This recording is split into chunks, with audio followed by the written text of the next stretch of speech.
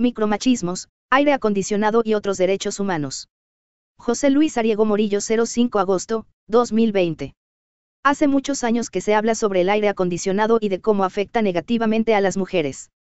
Recuerdo la anécdota de hace unos años. Un edificio del gobierno andaluz se inauguró con mucha pompa mediática, ya que era el primer edificio inteligente que se ponía en marcha por aquel entonces.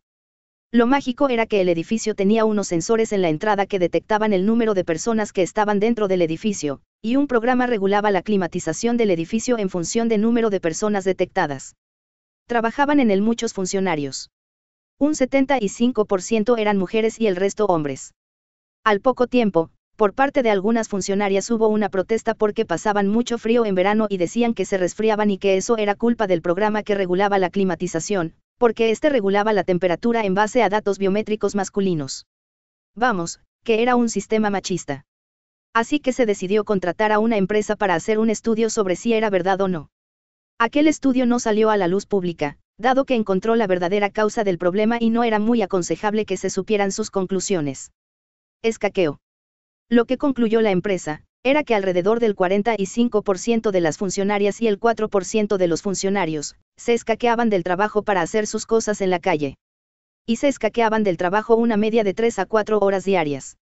Resulta que salían y entraban por una puerta del edificio que no tenía sensores, y así el maldito edificio inteligente no se enteraba de nada. Tras todo aquello, la decisión para arreglar este desaguisado, fue poner reguladores manuales de temperatura en cada planta del edificio, y se llegó a contratar a un conserje para que todos pudieran decir eso de Manolo, baja, o sube, la temperatura. Tras esta anécdota, lo cierto es que hay estudios, como el de la Universidad UTA en 2004, que demuestran que los hombres tenemos una media de 36 horas y 55 minutos grados Celsius y las mujeres una media de 36 horas y 33 minutos grados. Pero el problema está en la media de temperatura de las extremidades. Los hombres suelen tener 32 horas y 21 minutos grados frente a los 30,66 de las mujeres. Por eso, en un mismo local donde hay mujeres y hombres trabajando, ellos necesitan una temperatura más baja que ellas. También la ciencia nos dice que tener mayor musculación, hace que se retenga más el calor corporal. 2. La Universidad de Cornell realizó un estudio en el cual se sostiene que la mejor temperatura para rendir mejor en el trabajo, tanto hombres como mujeres, es la de 25 grados Celsius. 1. Estos datos los corroboran la Universidad del Sur de California y el Centro de Investigaciones Sociales de Alemania, que nos dicen que el cerebro de las mujeres necesitan más temperatura que la de los hombres para rendir en igualdad de condiciones. 3. La piel de las mujeres suelen perder más calor que las de los hombres. Rosa María Fenol, de la Universidad Rovira y Virgili, va más allá y nos cuenta que la piel de las mujeres suelen perder más calor que la de los hombres, en igualdad de temperatura ambiente. 4. Además, introduce dos variables a tener muy en cuenta, la menstruación y la menopausia que producen cambios hormonales y por ende fuertes cambios en la termorregulación corporal de las mujeres. La Escuela de Medicina de Warwick en Reino Unido, V, ya explicaba hace años que la diferencia de metabolismo corporal de hombres y mujeres producen que sus temperaturas medias fueran diferentes y por ende, cada sexo necesita una climatización diferente en su puesto de trabajo, para rendir mejor. Pero hete aquí, que vuelve el discurso neofeminista para utilizar un hecho científico y retorcer el discurso para culpabilizar a los hombres porque ellas tienen frío en los puestos de trabajo. Y a esta idea victimizante la llaman micromachismo. B. En los años 60 del siglo pasado, muchas empresas que han tenido en cuenta este tipo de cosas ya pusieron en marcha un sistema de trabajo que permitía que mujeres y hombres trabajasen en los mismos espacios. Hace más de 60 años que muchas empresas tenían en cuenta todo esto, pero a partir de los años 90 comenzó el desastre de nuevo. Y regresamos de nuevo a provocar los viejos problemas ya resueltos por cientos de empresas, en los años 60. De nuevo, 60 años después, datos científicamente demostrados, son usados de forma ideológicamente distorsionada, para crear un discurso político que no deja de ser lamentable, por no decir pobre y cateto. Ahora resulta que, para algunas personas retorcidas, todo esto es un micromachismo donde la víctima siempre es la mujer. Micromachismo. Para quien lo quiera saber, el concepto micromachismo fue inventado, entre otros, por el psicólogo argentino Jorge Corsi, eminente asesor del primer Ministerio de Igualdad que tuvo España en la época de José Luis Rodríguez Zapatero. Este psicólogo junto a otros eminentes hombres profeministas que buscaban trabajo en España huyendo de la Argentina del Corralito, encontraron en el Ministerio de Igualdad su forma de vivir, como Luis Bounino, 7.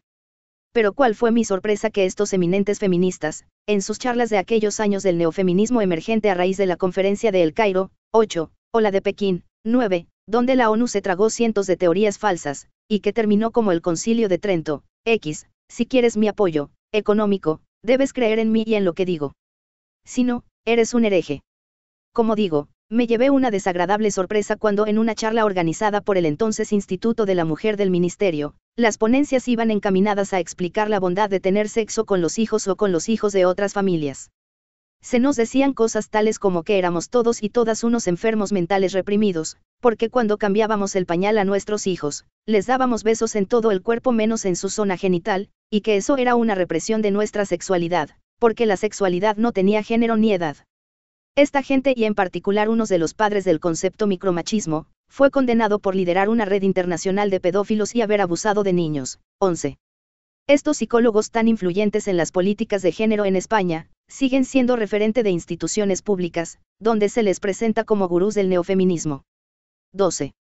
Ya desde los años 90, las Naciones Unidas tenían en su agenda el control de la natalidad a cualquier precio. 13. Para evitar la sobrepoblación mundial, como había vaticinado Jacques Cousteau en la conferencia sobre los peligros del mar en Mónaco 1978. 14. Hablaba Cousteau de los 3 peligros que había que atajar para poder poner el planeta a salvo: la superpoblación, la escasez de agua potable, y la desforestación. De estas ideas se nutre una nueva ideología que surge del Foro de Sao Paulo en 1990, 15, y más tarde en la Conferencia de El Cairo en 1994 de las Naciones Unidas, la ideología de género. Esta nueva ideología, la de género, podía contribuir mucho a contener la superpoblación, y de camino, al haber menos población, se necesitarían menos recursos naturales, agua potable y leña, teniendo en cuenta que el más de la mitad de la humanidad usa la leña como combustible, según las conclusiones de la Conferencia sobre Energía de las Naciones Unidas de Johannesburgo en 2002, 16. La ideología de género parte de la idea de que los hombres y las mujeres no existen en realidad, sino que existe el género, y que éste puede ser elegido a voluntad. Por tanto, los roles de género que nos da la naturaleza son una mentira, porque ser hombre o una mujer es una mentira. Basta ver la Ley 3/2016 de 22 de junio de la Comunidad Autónoma de Madrid de Derechos LGBTI en su enunciado, artículo 3, apartados MYP, para comprobar que esto es así. 17.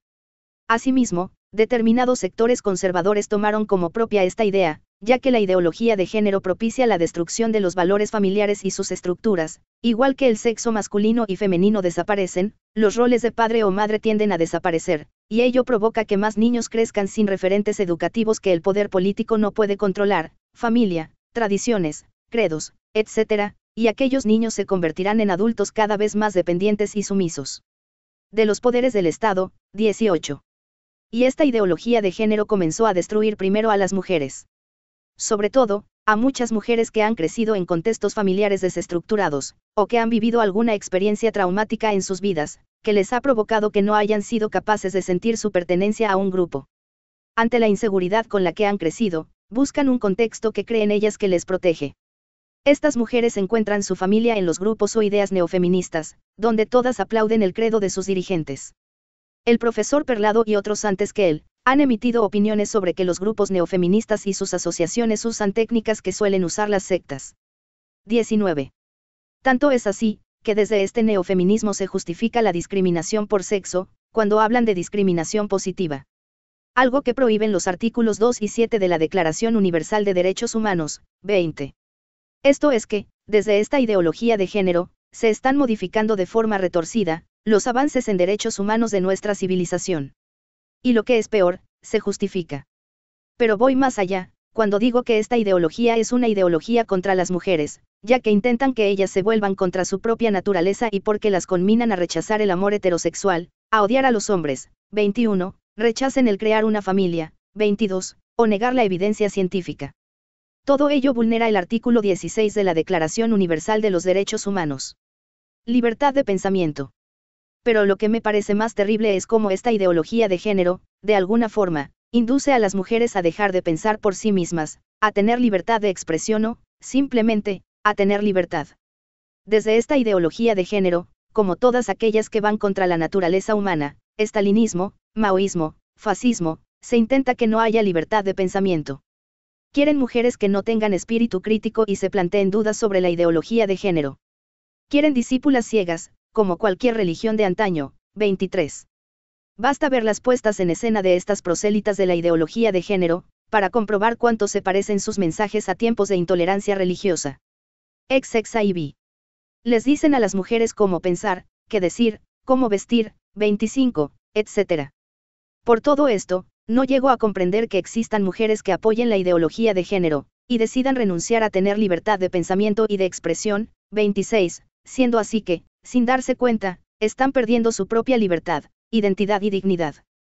Recordemos el artículo 19 de la Declaración Universal de los Derechos Humanos cuando nos dice que todo individuo tiene derecho a la libertad de opinión y de expresión. Este derecho incluye el de no ser molestado a causa de sus opiniones, el de investigar y recibir informaciones y opiniones, y el de difundirlas, sin limitación de fronteras, por cualquier medio de expresión. A pesar de ello, hay mujeres a las que tachan de herejes, que no han renunciado a sus propias ideas y al pensamiento crítico, frente a las dirigentes de esta ideología que quiere imponer a todas las mujeres un pensamiento único, XXVII. Algunas de estas nuevas apóstoles, o como dirían ellas, apóstolas, del neofeminismo, llegan a justificar la violencia contra los hombres y niños, XXVII. Y desde estas mujeres acólitas, a toda la sociedad. XXIX.